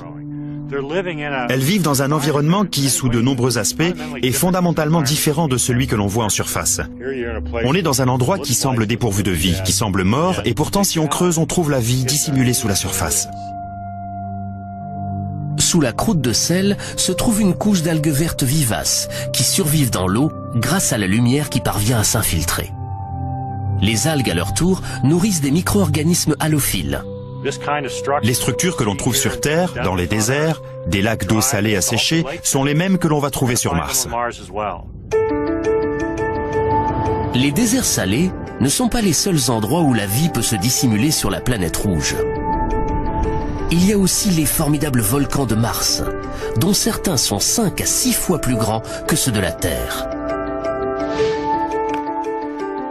L'astrobiologiste Penny Boston étudie les grottes, appelées tubes de lave, qui se sont formées une fois que la lave volcanique a disparu. Il y a encore peu de temps, nous estimions que de telles grottes étaient dépourvues de vie. La lumière du soleil n'y pénètre pas, ce qui signifie l'absence de photosynthèse. Mais Penny Boston a trouvé des preuves de vie extrêmes dans des tubes de lave situés à proximité d'Albuquerque, au Nouveau-Mexique. Nous savons qu'il y a sur Mars quantité de tubes de lave. Nous avons donc ici la possibilité de voir comment ils se sont formés, ainsi que les formes de vie qui les habitent.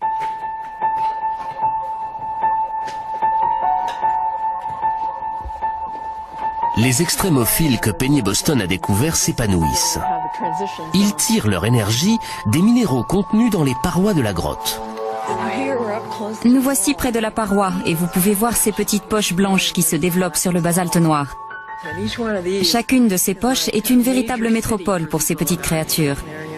Elles sont toutes nichées dans ces petites poches sur le basalte. Ces créatures se sont adaptées à ces températures glaciales. Elles ne voient jamais de lumière et se nourrissent de ce qu'elles trouvent dans cet environnement. Y a-t-il des petites créatures semblables à celles-ci dans les grottes situées sous les champs de volcans de Mars? Penny Boston pense que oui. Nous allons trouver la vie et j'espère vivre assez longtemps pour pouvoir être encore là pour voir ça.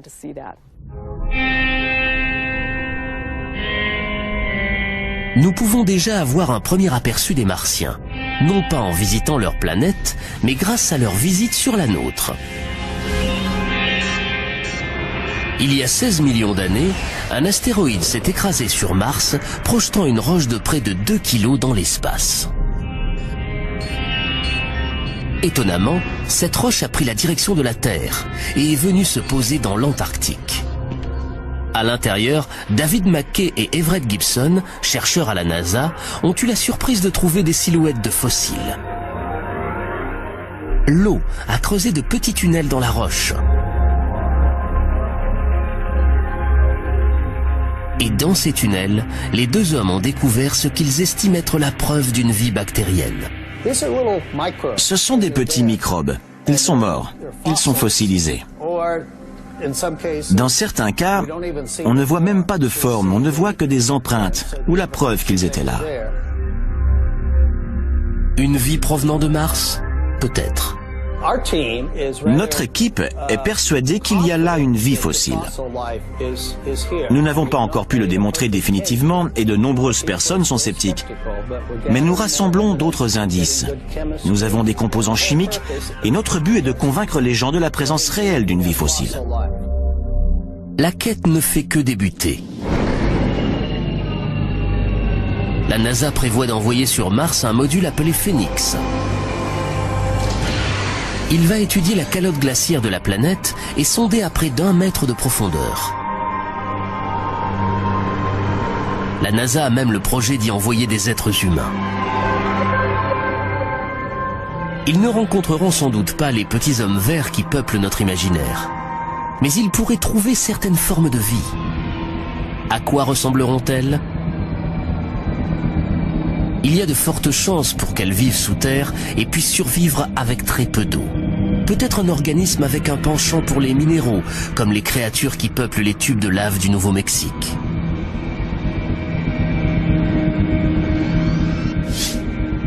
Même la plus infime découverte aurait d'énormes implications et prouverait que la vie n'existe pas seulement sur Terre, mais aussi tout près de chez nous. Si on trouve des microbes, même des microbes qui ne sont plus en vie depuis des milliards d'années, cela nous apprend quelque chose d'un très grand intérêt. Cela nous apprend que la vie s'est développée sur une autre planète. Et si la vie s'est développée sur la planète à côté de la nôtre, cela nous apprend que la vie n'est pas un événement improbable, une sorte de miracle qui se serait produit sur Terre et nulle part ailleurs. Cet événement s'est sans doute produit partout. Et Mars n'est que notre première étape. Notre safari va nous conduire vers des lieux encore plus extrêmes, où n'importe quelle forme de vie serait totalement incroyable.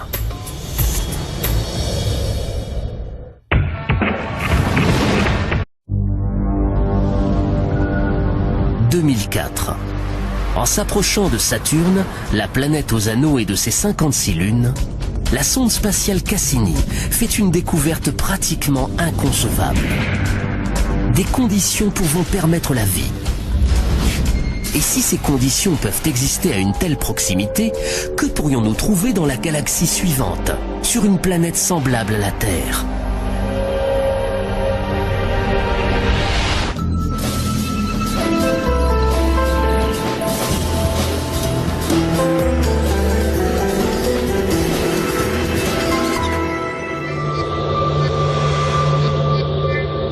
Depuis des millénaires, les humains regardent le ciel en se demandant s'ils sont seuls dans l'univers. Aujourd'hui, jamais la réponse à cette question n'a été aussi proche de nous. Certains scientifiques estiment que nous allons très prochainement rencontrer pour la première fois nos cousins extraterrestres. Au cours de la prochaine décennie, j'espère. Je suis prête à les rencontrer dès la semaine prochaine. Le plus tôt sera le mieux.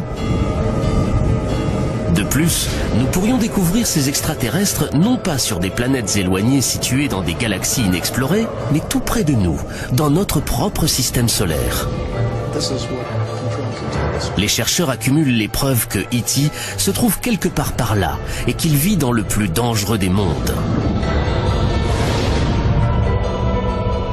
Notre safari va nous conduire dans 7 destinations différentes de notre système solaire, pour voir où ces créatures pourraient se trouver et à quoi elles pourraient ressembler.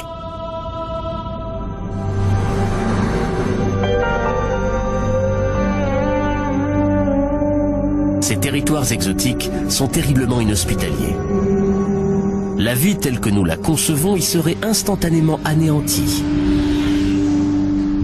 Mais la vie extraterrestre est peut-être beaucoup plus résistante que nous ne l'imaginons, comme nous l'apprend un groupe de créatures vivant ici même sur notre planète. Il y a encore quelques décennies, nous étions persuadés que la Terre était unique. C'est pour autant que nous le sachions, la seule qui a permis l'évolution de plusieurs millions d'espèces, grâce à sa grande quantité de lumière solaire, d'eau chaude et à son atmosphère protectrice. Nous en avons logiquement conclu que la vie avait besoin de chacun de ces éléments. Conclusion qui a exclu tous les autres mondes connus de notre système solaire. Mais ensuite, les biologistes ont commencé à passer au crible certaines des zones les plus sombres et les plus froides de la Terre. Et à leur grande surprise, ils ont trouvé des créatures vivantes. Les biologistes ont baptisé ces organismes extrémophiles. Certains d'entre eux n'ont besoin ni de lumière ni d'oxygène. D'autres survivent sous une formidable pression atmosphérique. Il semble que la vie peut surgir pratiquement n'importe où. Dans l'Antarctique par exemple, après avoir fouillé pendant des années ce paysage aride et gelé, les scientifiques doutaient de trouver une quelconque forme de vie. Mais en 1999, une équipe d'explorateurs a extrait de la roche située à 2 mètres sous la glace. Ce qu'ils ont découvert les a abasourdis. Lorsqu'ils ont fendu la roche, ils se sont aperçus qu'elle regorgeait de minuscules créatures. Ici, à une température de moins 66 degrés Celsius et à 2 mètres sous une couche de glace solide, la vie avait pris racine. Les biologistes ont découvert de plus en plus de formes de vie. Non pas des kangourous, mais des formes plus simples qui vivent à des températures extrêmement froides, ou bien très élevées, à de très hautes pressions atmosphériques, et même dans des lieux ayant un niveau très élevé de radiation. Il s'avère que la vie est capable d'exister sur notre propre planète dans une variété d'environnements beaucoup plus grande que nous ne l'imaginions. Et si la vie peut survivre à des conditions extrêmes, non seulement chez nous, mais n'importe où dans notre système solaire, imaginez ce que cela peut signifier. À moins qu'il n'y ait quelque chose d'incroyablement miraculeux en ce qui concerne notre planète ou notre système solaire, la vie doit être très répandue. Elle doit être présente dans un très grand nombre de mondes. Et la vie intelligente doit être apparue dans certains d'entre eux.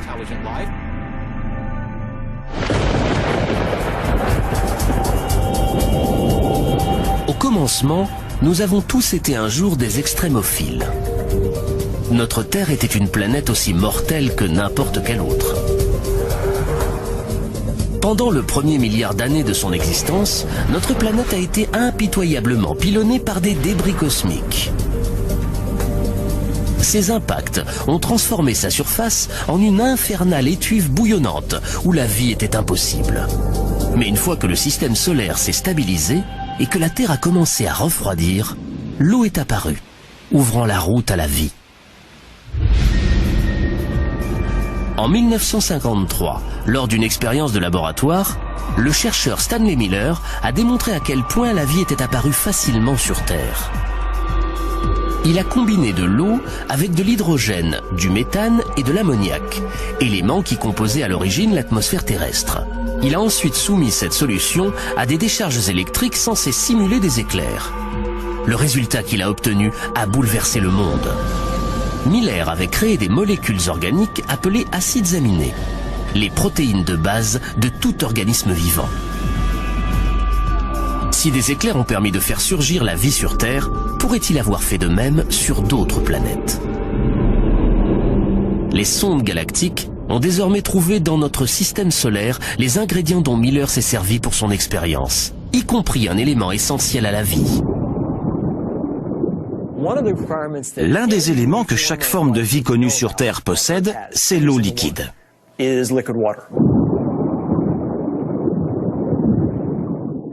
Nous avons utilisé les preuves de la présence d'eau liquide pour, en quelque sorte, guider nos recherches d'environnement habitable. Notre safari met le cap sur 7 mondes, certains pouvant être riches en eau et où les scientifiques estiment que des extraterrestres pourraient se dissimuler. Sachant que la vie aurait pu y débuter un peu comme n'importe quelle vie sur Terre, tout le monde se demande à quoi elle peut ressembler. Nous commençons par le monde qui a toujours séduit notre imagination. Une planète située à côté de la nôtre, et même de calamars. Ces créatures s'épanouissent malgré les ténèbres totales, le froid extrême et la pression des profondeurs de l'océan. Elles se nourrissent de bactéries qui tirent leur énergie non pas du soleil, mais des produits chimiques qui jaillissent du lit de l'océan. On pourrait trouver de telles cheminées volcaniques sur Europa, subvenant aux besoins de leur propre réseau de vie. Pour le savoir, la NASA voudrait envoyer un module à la surface d'Europa. Certains voudraient envoyer un cryobot, un robot pouvant faire fondre la glace et envoyer une sonde dans le liquide situé en dessous. Ce n'est pas très difficile à faire. Il suffit de faire fondre un passage, non pas de quelques centaines de mètres, mais peut-être d'une dizaine de kilomètres de glace. Et envoyer en dessous une ligne de pêche avec une caméra vidéo équipée d'une ampoule et regarder ce qui se passe autour.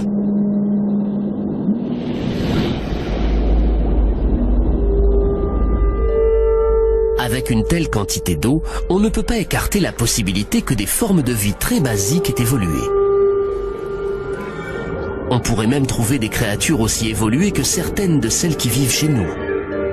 on trouverait probablement des microbes. Mais rien que ça serait déjà une modification océanique de la façon dont nous concevons l'apparition et l'évolution de la vie.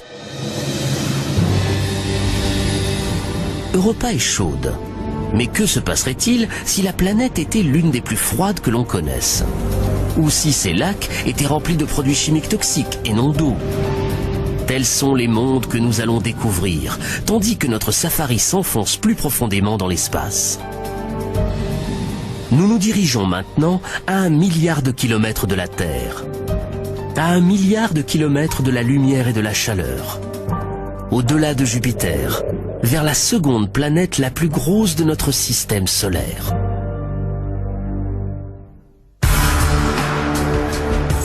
Tandis que notre safari en quête de vie extraterrestre longe rapidement Saturne, la planète aux anneaux, nous apercevons les tourbillons de gaz qui agitent son atmosphère.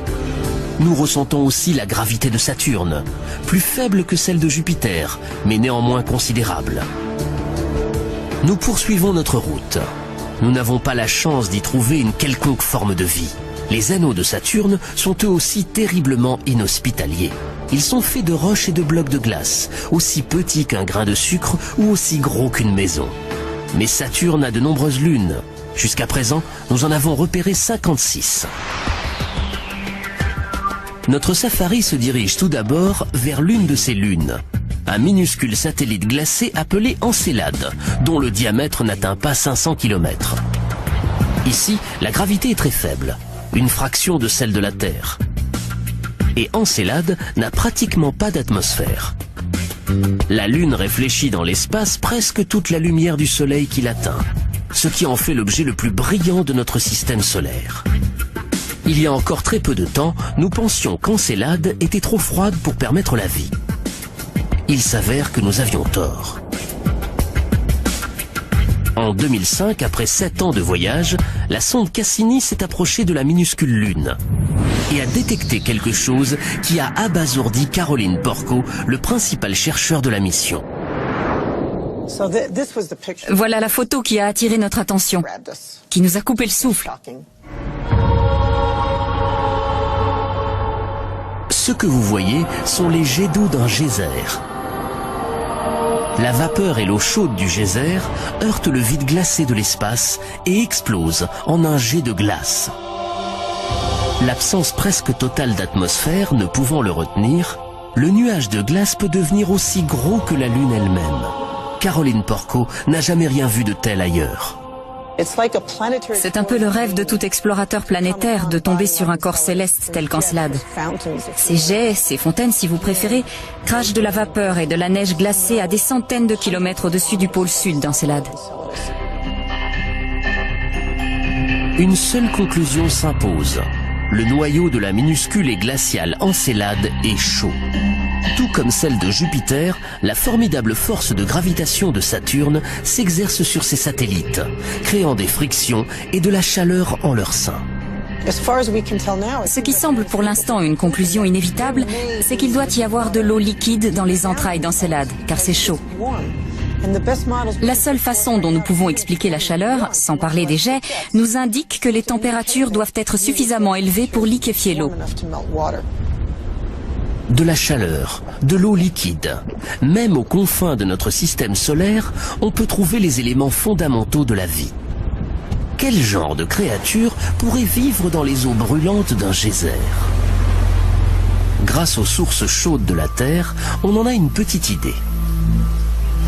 À une époque, nous estimions qu'il n'y avait pas la moindre vie dans les fontaines bouillantes du parc national de Yellowstone.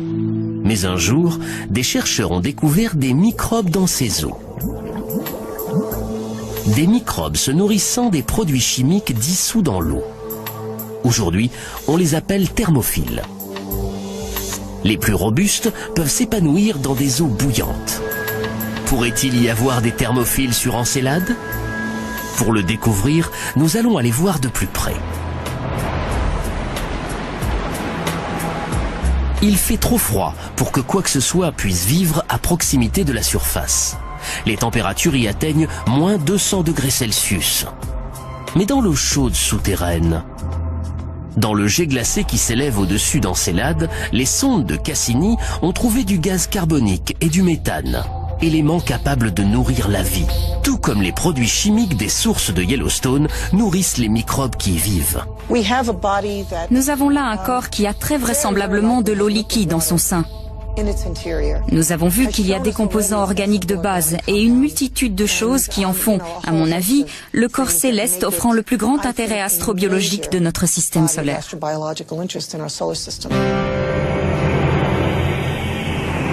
Si Encelade a été une révélation, les astronomes ont été surpris par une autre lune de Saturne, Titan, qui est sans doute la moins propice à la vie.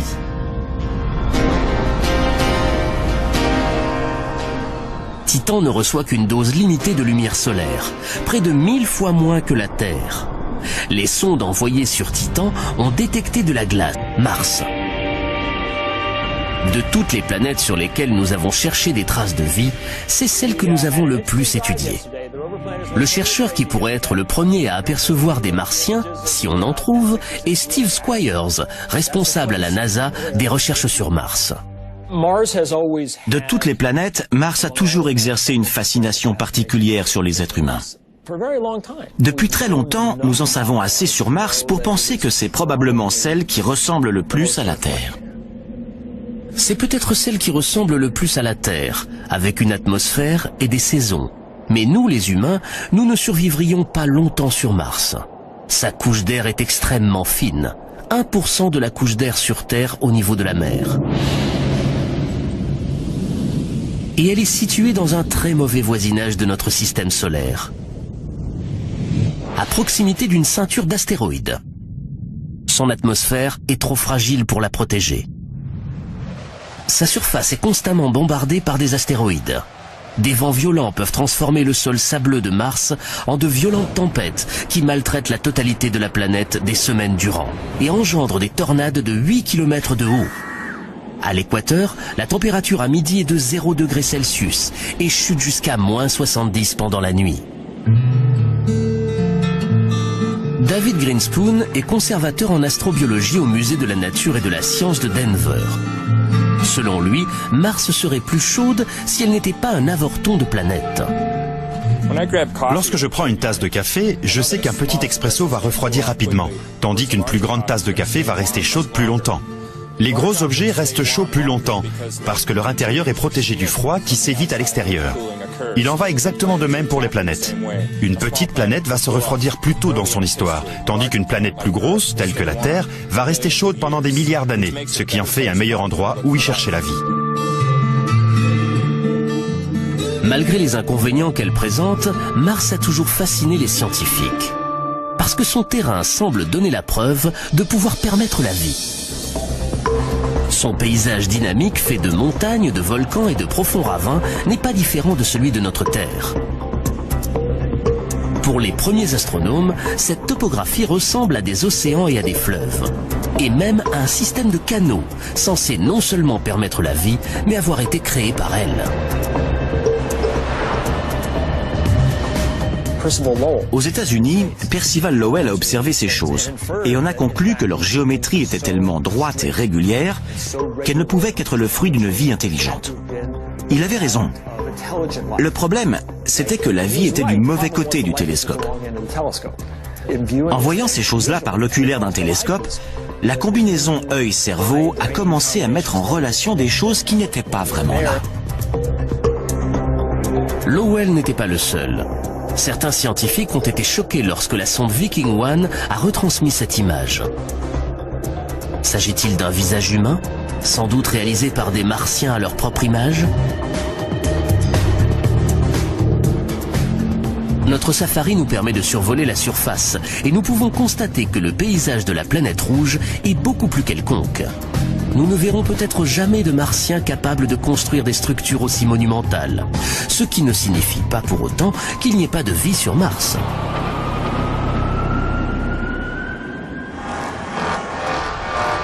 Jusqu'à récemment, nous n'avons jamais vraiment su où chercher une éventuelle vie extraterrestre dans notre système solaire.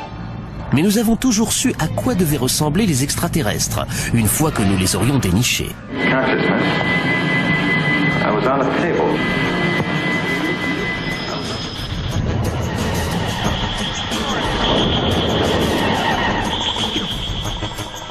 Généralement, il y a toujours un soupçon de terrien chez les extraterrestres. Hostiles ou aimables, ils ont toujours tendance à ressembler à des images mutantes de nous-mêmes. 2 bras, 2 jambes, un nez, une bouche et aucun sens de l'humour. C'est ce à quoi ils ressemblent la plupart du temps dans les films. En tant qu'astronome en chef à l'Institut de recherche d'une intelligence extraterrestre de Californie, Seth Shostak a passé sa vie à écouter les ondes radio d'une lointaine société extraterrestre. Il n'y a aucune raison de supposer qu'ils vont nous ressembler, ni même penser ou se comporter de la même façon que nous, ou avoir un langage. Prenez l'infinie variété de vie sur Terre et vous constaterez que la vie peut se matérialiser sous toutes sortes de formes. Mais si la vie existe sur Mars, comment pourrait-elle survivre dans des conditions aussi extrêmes ? Depuis les années 60, les scientifiques ont envoyé des douzaines de sondes sur la planète rouge. Les premières images qui nous sont parvenues de son paysage désertique ont rapidement fait s'évanouir tout espoir d'y trouver des êtres intelligents. Mais ce que les chercheurs ont vu les a surpris. Bien qu'il n'y ait aucune preuve de canaux réalisés par des Martiens, des signes montrent qu'il y a dû avoir de l'eau sur Mars. Certains pensent que la planète rouge a peut-être été bleue un jour. Il suffit de remonter il y a 2, 3 ou 4 milliards d'années. Mars avait une atmosphère plus dense. Il y avait clairement de l'eau à sa surface. Peut-être a-t-elle engendré la vie. Et lorsque les choses se sont un peu dégradées, la vie a dû s'adapter. La vie s'est peut-être adaptée et a survécu, car il peut encore y avoir de l'eau liquide en sous-sol. On a découvert entre autres des choses pouvant ressembler à des petits ravins, de minuscules ravins sur les parois des cratères. Mais il existe des preuves indéniables que certains de ces petits ravins se sont formés très récemment, au cours des dernières années.